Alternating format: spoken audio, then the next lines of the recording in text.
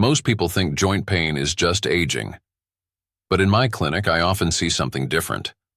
A lot of flare-ups don't start in the doctor's office. They start at home, because of small setup problems you stop noticing after years of living the same way. One older patient told me, "Doc, my knees only hurt in the house." And when we talked, it wasn't a new diagnosis. It was the patterns. The way she pushed up from her chair, the way she stepped around a rug, the way she stood on hard floors in thin slippers while cooking. Tiny things, repeated every day, and over time, they add up. I'm Dr. Brian Walker, your Senior Brain and Balance Specialist here on Senior Brain and Balance. In this video, we're going to count down 7 common things around the house that can quietly make joint pain worse, plus the simple fixes that may help you move with less stiffness, better balance, and more confidence. And please stay with me to the end, because number 1 is the most important hidden trigger I see in older adults. And it surprises a lot of people. Here's the key idea. When your brain doesn't feel stable, especially in familiar indoor spaces, your body starts to brace without you realizing it. You stiffen up, you take shorter steps, you grip the floor, you avoid turning smoothly. And that extra tension often loads the joints harder. The good news is this: home changes can be small, and they can still make a real difference. Before we start, a quick comment question, because I read these and they help me choose future topics. Which joint bothers you the most these days? Knees, hips, back, shoulders, or hands? All right, let's get into it. 7. Thin slippers and indoor shoes that offer no support. This one sounds too simple, but it matters. If your foot is not supported, your whole leg chain pays the price. Ankles roll a little, knees twist a little, hips shift a little, and suddenly your joints are doing extra work with every step. A common mistake I see is wearing soft, flat slippers or walking barefoot on slick floors because it feels natural. For many older adults, that can lead to tiny slips, tiny catches, and a lot of muscle guarding. Guarding means your muscles stay tense to protect you. Tense muscles pull on joints. That can increase pain. Here's a practical protocol you can try this week. Choose a simple indoor shoe with a stable sole, a firm heel cup, and enough grip that you don't slide. If you have swelling, look for adjustable straps. If bending down is hard, use a long shoehorn or slip-on styles that still have a supportive base. A small extra tip that helps many people: keep your indoor shoes in one spot, right where you step in. That way you're not taking just a few steps without them. Those few steps are often when a twist happens. In a moment, we'll talk about rugs and clutter, which is where I see a lot of people develop a fear of falling without realizing it. And fear changes how you walk. 6. Hard kitchen floors and standing too long in one spot. If there is one room that quietly beats up joints, it's often the kitchen. Not because cooking is bad, but because people stand still for long stretches on hard flooring. When you stand still, your joints don't get the gentle motion that keeps them lubricated. Your muscles fatigue, your posture sags, and the load goes straight into knees, hips, and low back. The common mistake is trying to push through because the task feels small. Washing a few dishes, chopping a few vegetables, waiting for the kettle. But those small moments stack up. Try this instead. Use a cushioned anti-fatigue mat in the main standing area, like at the sink. If balance is a concern, choose one that lies flat and doesn't curl. While you're standing, shift your weight gently from side to side every so often, like a slow sway. Or do a simple heel-to-toe rock while holding the counter lightly. That movement helps blood flow and reduces stiffness. And if you can, break the task into short segments. Do part of the prep. Sit for a moment. Then continue. Sitting is not weakness. It's strategy. Here's a quick mini story. A man named Frank told me his knees were fine outside, but the kitchen destroys me. We changed only 2 things: a supportive indoor shoe and a flat cushioned mat. He didn't become a new person overnight, but he said the burning ache during DC. 5. Low, soft couches that trap you into painful positions. This is a big one for hips, knees, and the lower back. A very soft, low couch feels cozy, but it puts your hips below your knees.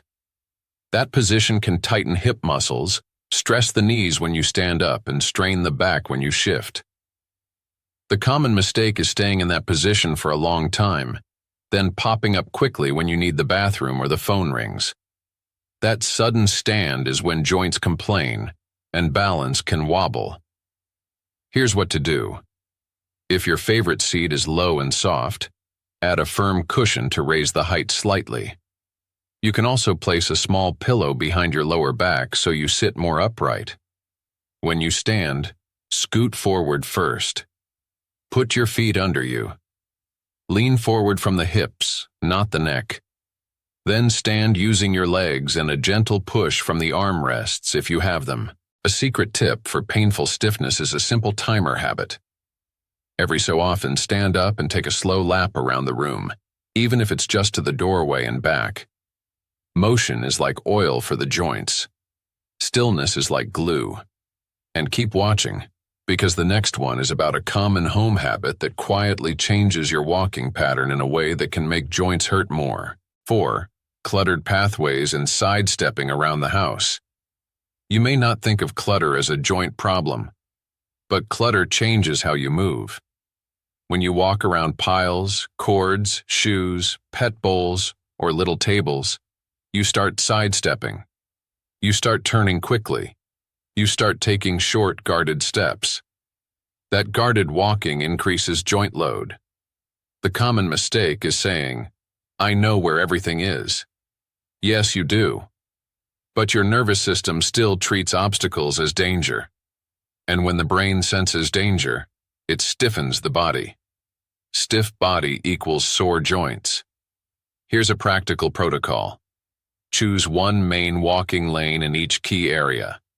Bedroom to bathroom, living room to kitchen. Clear it. Keep it wide enough that you can walk without turning sideways. Move cords against the wall. Put frequently used items at waist height so you're not bending and twisting to reach them. If you use a cane or walker sometimes, this matters even more. A clean lane reduces catches and sudden stops. Here's a short story. A woman named Linda told me, "I'm not a fall risk. I just have bad hips." Then she mentioned she avoids the hallway at night because it's full of stuff. We cleared the hallway lane and added a small nightlight. What changed first wasn't her hip. It was her confidence. And as she stopped bracing, her walking became smoother, and her pain flares became less frequent. If tracking pain and stiffness feels confusing, that's why we built the Senior Health Tracker app. It helps you log joint pain, stiffness, swelling, sleep, and daily steps in under a minute, so you can spot patterns and triggers over time. The app link is in the description and the pinned comment. It's optional, but it can make these changes easier to follow consistently. 3. Throw rugs and mats that slip, curl, or grab your toe. Throw rugs are one of the most common pain amplifiers I see, not only because they can cause falls, but because they change how you walk every single day. People shorten their stride. They lift their feet higher. They tense their toes. They brace their knees.